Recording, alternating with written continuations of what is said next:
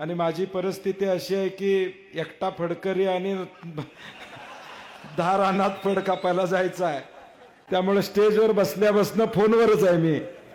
आणि म्हणून बापूंना मगाशी म्हटलं की थोडं जायला पाहिजे चंदगड बसणं शिरोळपर्यंत सगळ्यांच्या माघारी, आणि हे सगळ्यांचे रुसवे फुगवे काढायचं एवढं सोपं नसतंय.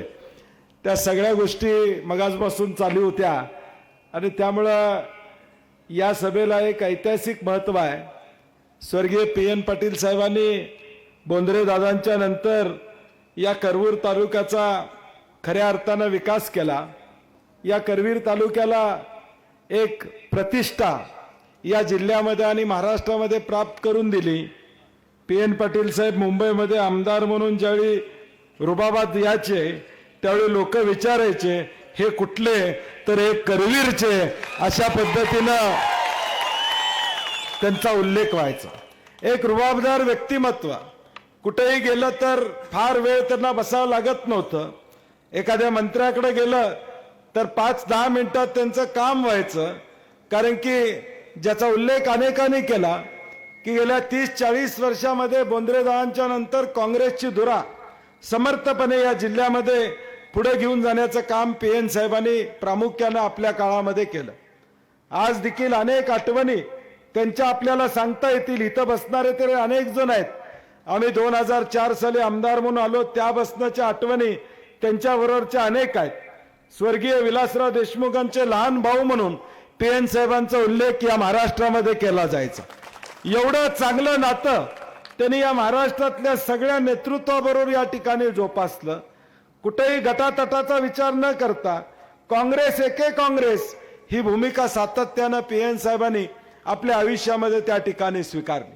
आणि आपण बघितलं या लोकसभेच्या निवडणुकीमध्ये देखील ज्यावेळी श्रीमंत शाहू महाराजांची उमेदवारी त्या ठिकाणी निश्चित झाली त्यावेळी सगळेजण आम्ही एकत्रित आलो आणि मी PN साहेबांची मध्ये आधी भेटायचो आणि मी म्हणायचो, साहेब तुमच्या दोस्तीचा या ठिकाणी कुणी नाद करायचा नाही.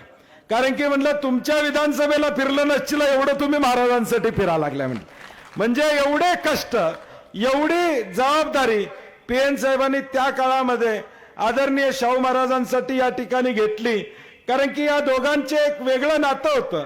गेले 40-50 वर्ष हे दोघं एकत्रितपणे राहिलेले आहेत आणि त्या नात्यातून माझी जबाबदारी आहे शाहू महाराजांचा सन्मान राखणं आणि त्यांना खासदार म्हणून या ठिकाणी दिल्लीत पाठवणं. हे त्यांची जबाबदारी घेऊन त्यांनी अख्खा मतदारसंघ पिंजून काढण्याची भूमिका त्या ठिकाणी घेतली आणि त्याचं फळ सुद्धा आपल्याला या लोकसभेमध्ये त्या ठिकाणी मिळालं. या विजयाचे शिल्पकार, मॅन ऑफ द मॅच या लोकसभेचे कोण असतील तर ते स्वर्गीय PN पाटील होते. हे आपल्याला विसरून चालणार नाही. आणि म्हणून या कर्तृत्वान माणूस आपल्याला मधल्या प्रवासामध्ये सोडून गेला. आपल्याला वाटलं नव्हतं की आज PN साहेब आपल्यामध्ये असणार नाहीत. मी बऱ्याचदा त्यांची आणि माझी चेष्टा मस्करी चालायची आणि मी म्हणायचो त्यांना, साहेब तुम्ही खासदारकीला जावा, राहुल आमच्या बरोबर द्या. मला म्हणायचे तू ज्युनियर टीम तुझ्या बरोबर तयार करायला लागलास का, असं चेष्टेनं म्हणायचे. म्हणजे आमच्या दोघांचा अनेकदा विनोदानं अनेक गोष्टी व्हायच्या, परंतु नियत असं काय करेल असं वाटलं नव्हतं. अगदी बघता बघता 2 दिवसापूर्वी शाहू महाराजजी त्यांना भेटले. आदल्या दिवशीच मला वाटते महाराज, 2 दिवस पण नाही, आदल्या दिवशीच महाराज घरी जाऊन आले, त्यांना भेटले आणि त्यांच्या तब्येतीची विचारपूस केली. असं कुणालाही वाटलं नव्हतं की उद्याचा सूर्य ते बघणार नाहीत, उद्या ते आमच्यामध्ये असणार नाहीत, असं या महाराष्ट्रातल्या कुणालाही या ठिकाणी वाटलं नव्हतं. परंतु आपण म्हणतो लोकांना आवडतो, तो कदाचित देवाला देखील या ठिकाणी आवडतो. नियतीने गाला घातला आणि तुमचं आमचं हृदय बंद करणारी एक घटना या कोल्हापूरमध्ये आणि करवीर तालुक्यामध्ये घडली. हजारो लोक हळहळले की नेमकं हे घडलं कसं, हे कसं घडलं, हा माणूस आमच्यातून जायला नको पाहिजे होता. या माणसानं तळ हाताप्रमाणे कार्यकर्त्याला जोपासलं. एक मिस्ड कॉल आणि PN साहेब हजर, ही भूमिका PN साहेबांनी या ठिकाणी घेतली होती. आज छाती ठोकून महाराज या करवीर तालुक्यामध्ये किमान 10-20 हजार लोकांना या ठिकाणी विचारलं तर ते सांगतील माझी छाती उघडली तर तिथं PN पाटीलच दिसेल. या पद्धतीचे कार्यकर्त्याची फौज, जीवाभावाच्या कार्यकर्त्याची फौज या व्यक्तिमत्वाने या ठिकाणी निर्माण केली.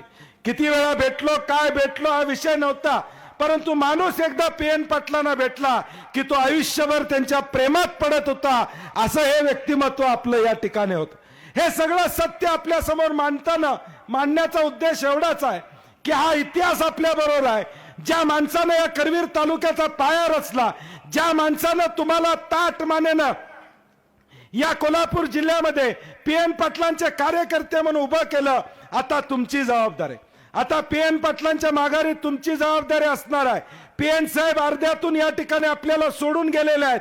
तो अर्ध्यातला प्रवास पूर्ण करायचा असेल तर येणाऱ्या 20 तारखेला राहुल पाटील हा मताधिक्यानं आमदार झाला पाहिजे. ही जबाबदारी तुम्हा सगळ्या कार्यकर्त्यांना त्या ठिकाणी घ्यावी लागेल. आज एक निष्ठावंत कार्यकर्ता आपल्यातून निघून गेला, नेता आपला निघून गेला. आता त्याच्या माघारी तुमची आमची जबाबदारी. 10-12 दिवस आम्ही राहुल पाटील, राजेश पाटलाचं सांत्वन केलं. आता पुढचे 14 दिवस ढाल बनून त्यांना मदत करण्याची भूमिका आपल्याला या ठिकाणी स्वीकारावी. मावळ्यांची ताकद काय, PN पाटलांनी काय निष्ठेचे कार्यकर्ते तयार केले होते, कशा पद्धतीचा कार्यकर्त्याचा संच उभा केला होता, हे या महाराष्ट्राला दाखवून देण्याची वेळ येणाऱ्या 20 तारखेला असणार आहे. आजची सभा न भूतो न भविष्यती अशी आहे. प्रचाराचा शुभारंभ आपण केलेला आहे, परंतु पुढच्या 14 दिवसात हीच मशाल तेवत ठेवली पाहिजे. हातात तुतारी घेऊन हाताला मतदान करा म्हणून सांगण्याचं काम यावेळी आपल्याला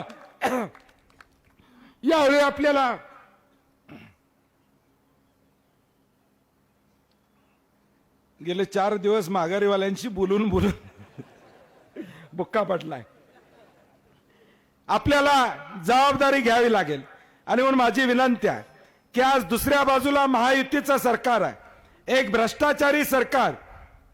ज्या सरकारनं छत्रपती शिवाजी महाराजांच्या पुतळ्यामध्ये भ्रष्टाचार केला, बदलापूरमध्ये एका लहान मुलीवर अत्याचार झाला, त्या बाळंती नाईला 14 तास पोलीस स्टेशनला त्या ठिकाणी उभा राहावं लागलं, तिचा गुन्हा दाखल करून घेतला नाही. शेवटी सामान्य माणसाला रेल्वेच्या रुळावर उतरावं लागलं आणि मग गुन्हा दाखल या ठिकाणी केला. आज त्यांना लाडकी बहीण का आठवते, कारण की लोकसभेला तुम्ही त्यांच्या पाठीत लाटणं गाठले म्हणून आता आठवत. लोकसभेला 31 जागा या महाराष्ट्रातनं महाविकास आघाडीच्या विजयावर निवडून गेल्या आणि मग लाडकी बहीण आठवा लागली, लाडका भाऊ आठवा लागला, लाडका शेतकरी आठवा लागला. अजून 50,000चं प्रोत्साहन पण अनुदान पोचले का? जोरात सांगा. अजून प्रोत्साहन पण अनुदान आमच्याजवळ पोचलं नाही. परवाच्या पुराच्या नुकसान भरपाईचे पैसे आम्हाला त्या ठिकाणी मिळाले नाहीत. हे सरकार फक्त इव्हेंटबाज सरकार या ठिकाणी. पैसे द्या आणि लोक फोडा अशा पद्धतीचं नियोजन या सरकारचं गेल्या 2.5-3 वर्षामध्ये या ठिकाणी. ज्या उद्धव ठाकरे साहेबांनी शिवसेना वाढवली, जोपासली, त्यांच्या पाठीत खंजीर खुपसून काही लोक या ठिकाणी निघून गेली. ज्या शरद पवार साहेबांनी राष्ट्रवादी पक्ष केला, त्यांनाही फसवण्याचं काम या मंडळींनी त्या ठिकाणी केलं. काँग्रेसला फोडण्याचं काम या मंडळींनी केलं. माझा भाजपच्या लोकांना सवाल आहे, तुमच्यात एवढी धमक होती, तुमच्यात एवढी ताकद होती, तर काय गरज होती शिवसेना, राष्ट्रवादी, काँग्रेस फोडायची? तुमच्या ताकदीवर सत्ता स्थापन करण्याचा प्रयत्न करायला पाहिजे होता, परंतु त्यांच्यात तेवढी ताकद नाही. ही सगळी मंडळी वेगळ्या पद्धतीनं आज आपल्या पुढे या ठिकाणी येत आहेत. ज्यावेळी अंतरवाली सराटीमध्ये मनोज जरांगे पाटील या ठिकाणी मराठा आंदोलन करत होते, त्यावेळी लाठीमार कुणी केला? महायुतीच्या सरकारने या ठिकाणी केला. त्याच अंतरवाली सराटीमध्ये गोळीबार कुणी आदेश दिले? मराठा समाजाला गोळीबार कुणी केला? हे सगळं सत्य गेल्या 3 वर्षातलं या ठिकाणी आहे.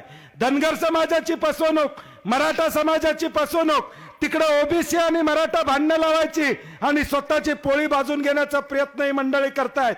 आता वेळ आलेली आहे. ज्या पद्धतीने राहुल गांधींनी लोकसभेच्या निवडणुकीमध्ये एक संविधान वाचवाचं अभियान या ठिकाणी घेतलं, कारण की या देशातले 5 खासदार जाहीरपणे बोलले की डॉक्टर बाबासाहेब आंबेडकरांचं संविधान आम्ही बदलणार आहे, हे भूमिका त्यांनी घेतली होती. आता सुद्धा महाराज ही विधानसभा त्यांना का पाहिजे? ही विधानसभा त्यांना, राज्यसभेत बहुमत नाही आहे. आज राज्यसभेत भाजपचं बहुमत नाही आहे. राज्यसभेत भाजपचं बहुमत करायचं आणि पुन्हा डॉक्टर बाबासाहेब आंबेडकरांच्या घटनेला हात घालायचा, हे षडयंत्र आपल्याला थांबवावंच लागेल. हे मला मुद्दामून आपल्याला या ठिकाणी सांगायचं. ज्या डॉक्टर बाबासाहेब आंबेडकरांनी 30 कोटी जनतेला ही घटना दिली, आज 130 कोटीवर देश आला तरी या देशाचा कारभार या घटनेवर या ठिकाणी चालतो. ती घटना बदलायचं काम या ठिकाणी करतायत. शिवाजी महाराजांचा अवमान या ठिकाणी करतायत. आजचा दिवस आठवत नाही मला, कदाचित तो 67वा दिवस असेल. अजून देखील या महाराष्ट्रातल्या जनतेची माफी देवेंद्र फडणवीसांनी मागितलेली नाही आहे. शिवाजी महाराजांचा पुतळा पडला, त्याची माफी आज देखील आजचा 67वा किंवा 68वा दिवस असेल, अजून देवेंद्र फडणवीसांनी या ठिकाणी मागितलेलं नाही. ही वृत्ती कुठली आहे याचा विचार सामान्य माणसाने या ठिकाणी केली पाहिजे.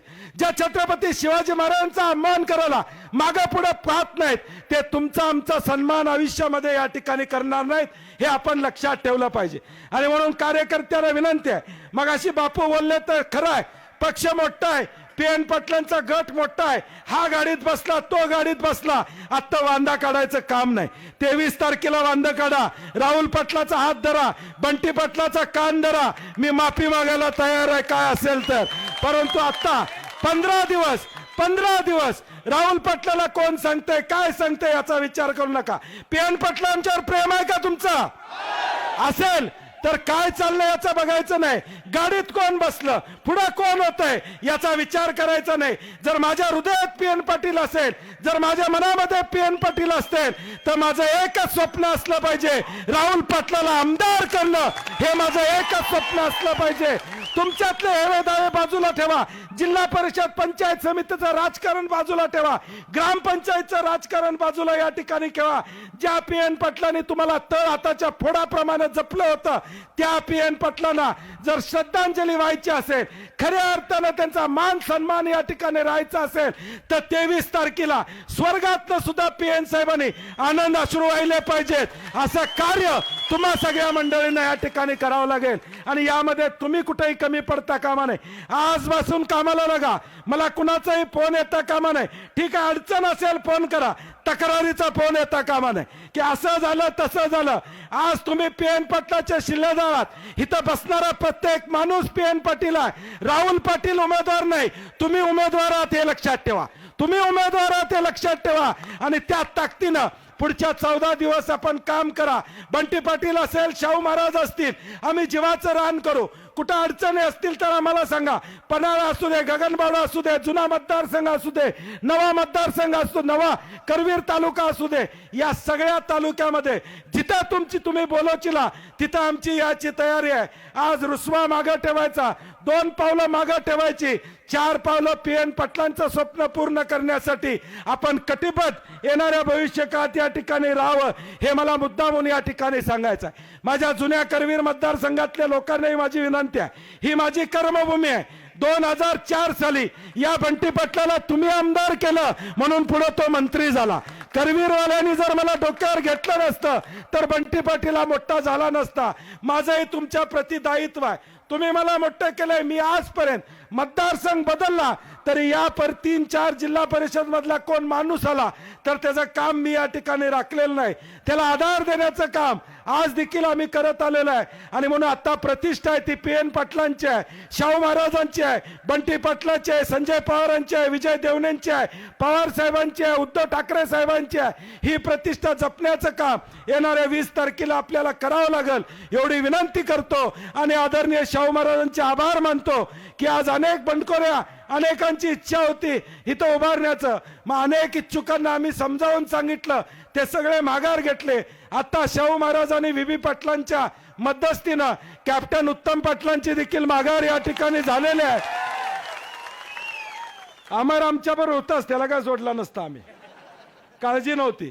परंतु तरी देखील महाराजांनी एक निर्णायक भूमिका घेतली कॅप्टन उत्तम पाटलांना काल बोलवून समजावून सांगितलं, आता भांडायची वेळ नाही, पाटलानं पाटलावर राहिलं पाहिजे हे सांगितलं आणि पाटलांनी शिंगणापूरचे ऐकलं, सगळं ऐकलं. त्याबद्दल शिंगणापूरकरांचेही मनापासून धन्यवाद देतो.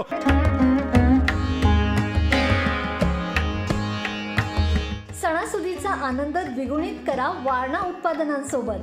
वारणा श्रीखंड, तूप, दही, दूध, लस्सी, बटर, चीज, आणखी बरंच काही.